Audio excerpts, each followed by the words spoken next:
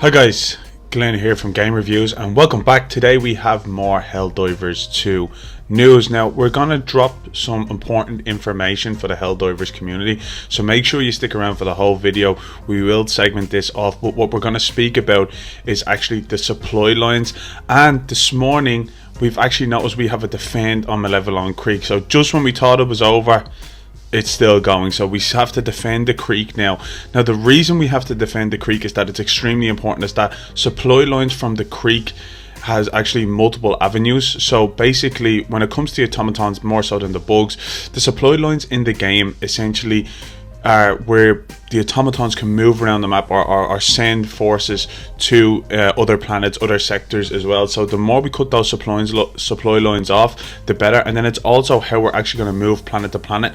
We actually failed recent orders when it came to the supply lines. We were trying to move around and how we kind of move their forces to get to a certain planet. It's a little bit more straightforward this time. So for example, with Malevelon Creek and Urbana, basically those two supply lines move into those other sectors when it comes to Doppelnir. So if we liberate those two, essentially they won't be able to move in to that other sector. And then Mia, that is the only other supply line that moves forward into the opposite sector as well. Now what we are going to do is we are going to put the supply lines up on screen just to give you an understanding. And if you really want to keep up to date with the supply lines and where to kind of best put your front foot when you're jumping into Helldivers 2, because what really happens is that you might see maybe 150,000, 125,000 on the planet, and it might not be the actual planet that we need to start with, especially if we have a multiple kind of stage of major order when it comes to liberating planets. Now we can access all of this on Helldivers 2.io, which is absolutely amazing.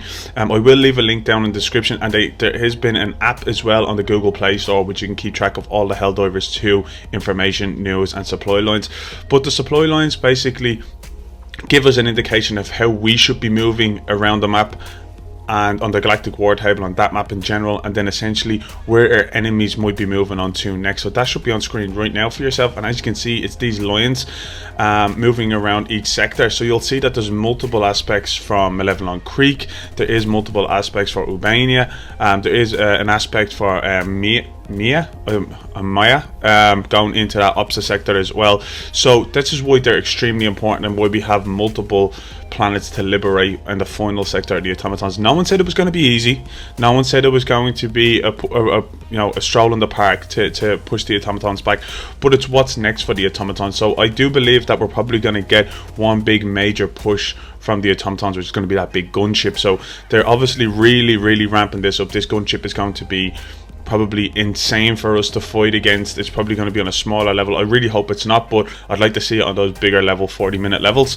But then we're also going to get that anti-air stratagem, so it's going to be nice to see when we get that through. So this should be done about the next day or two, so really looking forward to it. But just when it comes to the actual supply lines in general, to understand that the bugs, even though they have been moving planet to planet, they don't have any modes of transportation the way the automatons do. They have gunships, they have their normal fighter ships, drop ships and so on. So the automatons can move around a little bit more frequently compared to the bugs. From the way the understanding of the bugs is that we harvest the bugs, and essentially it's wherever we've stationed those bugs on air planets, and then it's just been a big outbreak of bugs and they've kind of spread, nested, and we have to kind of really contain them, and we're using a lot of their kind of fuel, if you want to call it, for how we move around and how our modes of transport go as well on our destroyers. But yeah, it seems that the bugs are more so where we hold them and then they just spread. So they don't have that huge line where